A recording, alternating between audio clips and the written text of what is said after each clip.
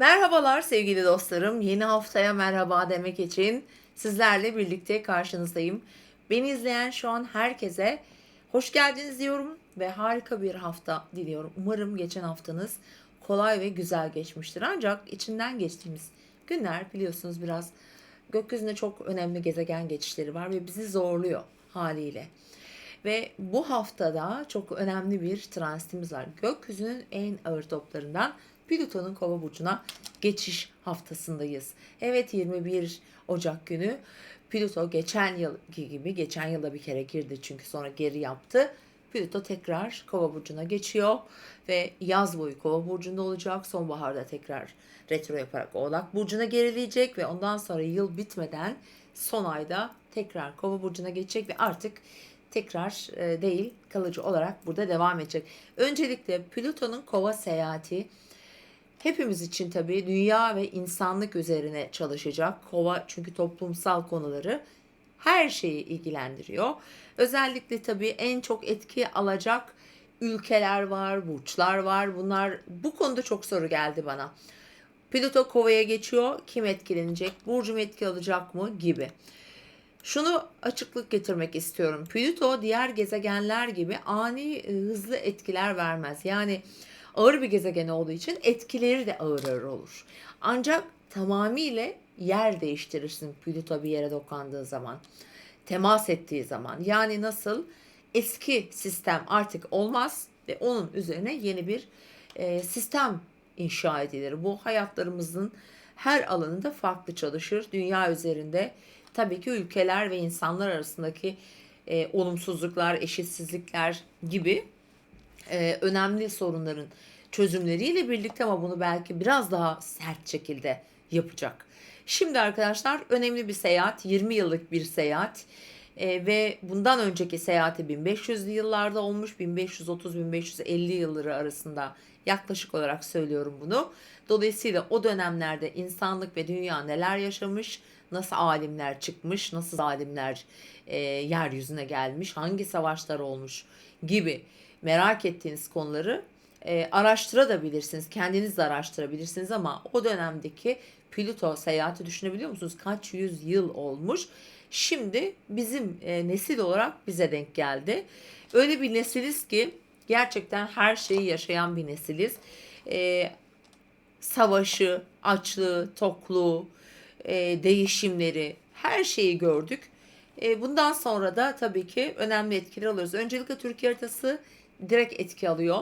Ondan bahsedeyim biraz sonra haftaya ve burçlara geçeceğim. En çok burçlardan merak ettiğiniz için onlardan önce başlayayım. Tabii ki Plüto ağır gezegen dedik.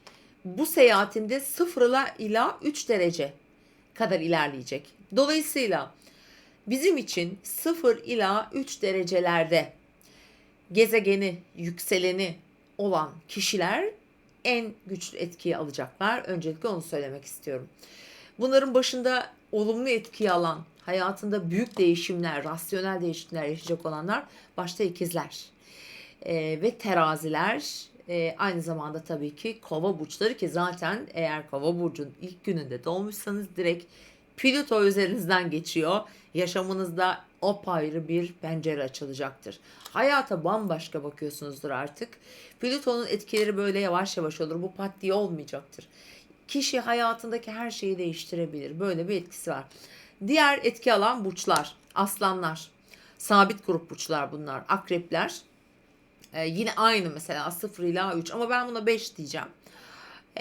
O derecelerde benzer etkiler alıyorsanız çok önemlidir bu bakın. Burada yalnız astrolojiye çok geniş bakmak gerekiyor. Yani illa bunlar da almayabilir bu arada. Çünkü sadece o değil.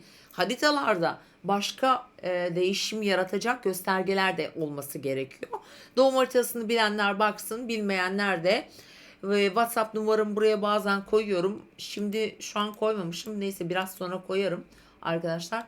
Şey yapın. Ah geldi. Şu numaradan bir mesaj atarak bir danışmanlık satın alabilirsiniz. En azından Kova burcundaki Plüto bana nasıl etkiler yapacak diye. Doğum haritanı merak ediyor olabilirsin. Onun için alabilirsin. Bir danışmanlık satın alabilirsin. Birine hediye olarak alabilirsin. Belki de kendin için bir şey yapacaksın. İnanılmaz bir fiyatla karşılaşacaksınız. Biliyorsunuz Ekim ayındaydı. Ekim-Kasım aylarında bir kampanya yaptım ben ve müthiş talep olmuştu. Tabii ki onların hepsini karşılayamadım çünkü bütün danışmanlıkları birebir kendim verdiğim için. Bugün de buradan böyle bir duyuru yapmak istiyorum. Bu yine kısa 30 dakikalık bir danışmanlık. Bunu ararken unutmayın çünkü ona göre de bir çok çok uygun bir bütçe belirledim. Bu WhatsApp numarasına bir mesaj atarak da hemen dönmesem de gün içinde mutlaka cevap veririz. Böyle bir danışmanlık satın alabilirsiniz aslında. Belki de hayatınızın rehberi olacaktır, hiç belli olmaz. Devam ediyorum ben sevgili dostlar. Şimdi şöyle diyelim. Evet, etki alacak veya alabilecek burçları saydım. Şunu da söylemek istiyorum. Mesela 1960'lı yıllarda doğanlar, 60'ların başı, işte 60'ların sonu, 70-75, 70-73 yıllar arasında doğanlar çok etki alacaklar. Bunun yanı sıra devam edelim. Mesela 80'ler, 80-85 doğumlar, 80, 81, 82 belki daha güçlü. Çok etki alıyorsunuz.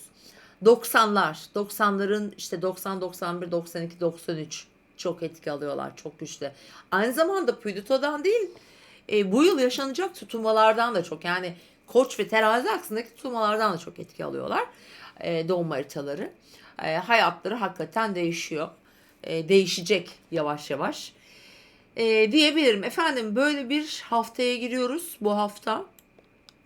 Ve şunu da hatırlatmak istiyorum ben. Bu hafta mesela geçen hafta yaşamış olduğumuz konuların benzerlerini yaşayabiliriz. Arkadaşlar, ayın 21'ine kadar, ayın 21'den sonra gündemimiz teknoloji, sanayi, eğitim gibi konular olacak. Çok önemli. Yani bilimi de, teknolojiyi de, uzayı da, her şeyi gündemimize taşıyacak. Çünkü Plüto Kova'ya giriyor. Ve aynı zamanda sadece o değil. Bu hafta Güneş Kova burcuna giriyor ve Plüto ile kavuşacaklar ilk kez. Diğer yandan Ay İkizler burcunda olacak. İnanılmaz haber trafiğinin, zaman zaman spekülasyonların olduğu ve hayatımızda astrolojinin de bol olduğu, aynı zamanda bilginin, donanımın, yüzeysel bilginin artık çöp olacağı bir döneme gidiyoruz. Bunu da unutmayalım. Ve bilen, akıl edip öğrenen, emek ver. Yani artık bu fizik gücü bitti. Artık akıl gücü, beyin gücü, bilgi gücü bizim için önemli olacak. Plüton'un Kova burcundaki ilk en büyük aslında etkisi de budur. Sevgili dostlarım. Şimdi o yüzden bu hafta hakikaten de çok çok çok önemli. Şimdi başlayalım o zaman hemen. Ondan sonra hemen burçlarınıza geçeceğim. Arkadaşlar, 15-21 Ocak Ay Balık burcunda olacak. Yani Ay Balık burcunda haftaya başlıyoruz. Bu ne demek? Tabii ki biraz daha, bir de Satürn de Balık burcunda biliyorsunuz. Biraz daha içe dönük olabiliriz, hassas olabiliriz. Dinamikler biraz geri planda çalışabiliriz. Su elementinin güçlü olduğu bir hafta başlangıcı yapacağız. Empati yapmanın çok öne çıkabileceği. Eğer yeni bir şeye, yeni bir işe, yeni bir son da verebilirsiniz bu arada. Yani balık sonlarla ilgili. Bakın, bazı sonlanmalar gelebilir. İşinden ayrılırsın. Hayatınla ilgili belki bir karara varacaksın. Böyle gelişmeler çok çok güçlü arkadaşlar. Bu arada hemen ayın 16'sında Ay artık Koç burcuna geçiyor.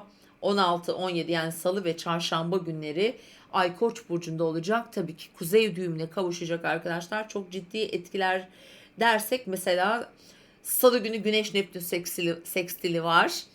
İlham vericidir, önümüzü açıcıdır, hayallerle çok alakalıdır.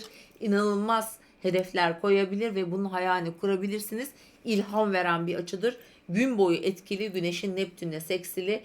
17'sinde çok güzel bir açımız var. Bunu mesela Ay Venüs üçgeninin olduğu bir gündeyiz. 17'sinde. Bence değerlendirin. Ay Venüs üçgeninin olduğu günler gerçekten çok keyifli geçer. İlişkilerde başarılıdır, keyiflidir. Hemen ayın 18'ine geçtiğimizde bakın, Ay Boğa burcuna geçecek. Şimdi 18-19 önemli arkadaşlar. Ay Boğa burcunda parayı konuşuyor olacağız. Ekonomiyi konuşuyor olacağız. Aynı zamanda da Türkiye ile ilgili önemli gelişmeler bekleyin. Yani açıklamalar bekleyin.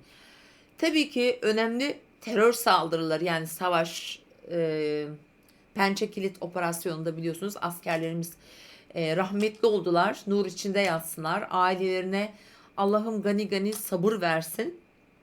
Türkiye bunun arkasında duracak. Türkiye bunun karşılığını verecektir. Ben bir operasyon bekliyorum açıkçası ve ayın 18'i 19'u bu anlamda piyasalar bakımından baktığımızda bütçelerimizle ilgili konularda hepimiz için bu arada gündem para olacak. Aynı zamanda ayın 18'inde Merkür Satürn seksili, Merkür etkili güzel bir gün demişim. Önemli işlerinizi görüşme, konuşma, toplantı gibi bence bugüne planlayabilirsiniz. Ayın 19'unda Merkür Jüpiter seksili varmış. Bakın duyurular yapmak için. Önemli bir işte bir bilgi transiti için, bir duyuru yapmak için harika bir gün. Yalnız ayın 19'unda Venüs Neptün karesi de varmış. Evet, ilişkiler konusunda biraz para ile ilgili konularda da biraz spekülasyon zamanı, dedikodu zamanı, yanılma zamanı, kandırılma zamanı, dikkat derim. 20'sine baktığımızda yine Ay Boğa burcunda günün ilk yarısında, ikinci yarısında İkizler burcuna geçmiş oluyor, yani cumartesi günü. Güneş Kova burcuna geçiyor ve hayatımızda Plüton'un etkisi, rüzgarı cumartesi günü ikinci yarısında günün geliyor. Aynı günde tabi Ay ve Güneş birbirine üçgen yapıyor. Yani Kova burcundaki Güneşle İkizler burcundaki Ay birbirine üçgen yapıyor. Plüto ve artık o geceden itibaren de Kova burcuna geçiyor. Yani pazar günü uyandığımızda artık gökyüzü tamamıyla bir hava elementine sıralanmış olacak hayatımızda. Bilgi dedik, eğitim, ki eğitim yıl boyu çok önemli olacak ki özellikle Haziran itibariyle eğitimle ilgili konular gündemimizde olurken, bu hafta sonu en çok bilgi konusunda, teknoloji konusunda, internet konusunda, tabii teknolojiyle ilgili çok büyük gelişmeleri var. Artık bilim de hayatımıza giriyor. Çünkü önemli etkileşimler var ve Mart ayının 21'ine kadar hepimiz bunları konuşuyor olacağız. Uzaya gidenler, biliyorsunuz Türk astronot da uzaya gidiyor. Tam da bugünlere denk geliyor. Tabii bu da bir tesadüf değildir. Ve bundan önce de ilk Ay'a ilk basan 1969 yılında Neil Armstrong muydu? O gitmişti. Birçok tabii bu konuda da spekülasyon çıktı bu hafta. Yalanlandı, stüdyo çekimleri dendi vesaire. Ama bunu bilmiyoruz tabii ki, ama artık da gerçekten de özellikle 2025, 2026 buraya önemli desteklerle gelecek ve biz uzaya dolmuş yapmaya başlayacağız gibi duruyor. Şimdi efendim burçlarımıza geçelim, bakalım burçları neler bekliyor.